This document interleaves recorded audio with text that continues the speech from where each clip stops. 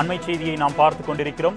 இலங்கை கடற்படையினரால் கைது செய்யப்பட்ட மீனவர்களையும் அவர்கள் பறிமுதல் செய்திருக்கும் படகுகளையும் விடுவிக்க நடவடிக்கை எடுத்திட வேண்டும் என்று மத்திய வெளியுறவுத்துறை அமைச்சர் ஜெய்சங்கருக்கு முதலமைச்சர் மு.க.ஸ்டாலின் கடிதம் எழுதியிருக்கிறார். அதனை நாம் அண்மை செய்தியாக பார்த்துக் கொண்டிருக்கிறோம். இதுகுறித்த கூடுதல் விவரங்களை செய்தியாளர் நந்தினி வழங்க நாம் கேட்கலாம்.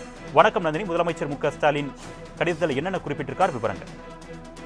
வணக்கம் அருணேஷ். இந்திய இலங்கை நாடுகளுக்கு இடையேயான கூட்டு நடவடிக்கை குழுவின் மூலம் மீனவர் பிரச்சனையை தீர்ப்பதற்கும் இலங்கை கடற்படையினரால் கைது செய்யப்பட்டுள்ள மீனவர்களையும் அவர்களது மீன்பிடி படகுகளையும் விடுவித்திடவும் விரைந்து நடவடிக்கை மேற்கொள்ள வலியுறுத்தி மத்திய வெளியுறவுத்துறை அமைச்சர் ஜெய்சங்கருக்கு தமிழ்நாடு முதலமைச்சர் கடிதம் எழுதியிருக்கிறார். அந்த கடிதத்தில் ராமநாதபுரம் மாவட்டத்தை சார்ந்த 6 மீனவர்கள் மீன்பிடி படகுகளுடன் மீன்பிடிக்க சென்றிருந்த நிலையில் கடந்த 22ஆம் தேதி இலங்கை கடற்படையினரால் கைது செய்யப்பட்டுள்ளதாக குறிப்பிட்டார்.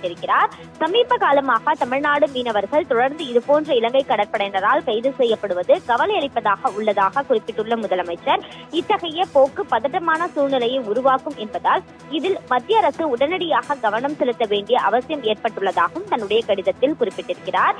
இந்த பிரச்சினைக்கு தீர்வு காண உரிய தூதரக வழிமுறைகளை பின்பற்றி தேவையான நடவடிக்கைகளை எடுக்க வேண்டும் என கேட்டுக் கொண்டுள்ள முதலமைச்சர், மீனவர்கள் தொடர்பான பிரச்சினைகளுக்கு தீர்வு காண இந்தியா இலங்கை நாடுகளுக்கு இடையேயான கூட்டு நடவடிக்கை குழுவினை அமைப்பதன் மூலம் இது சாத்தியமாகும் எனவும் தெரிவித்திருக்கிறார்.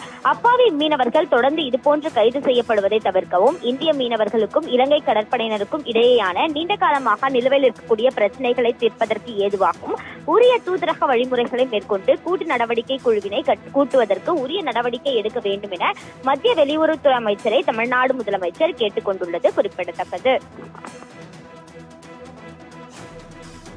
விவரங்களுக்கு நன்றி நந்தினி.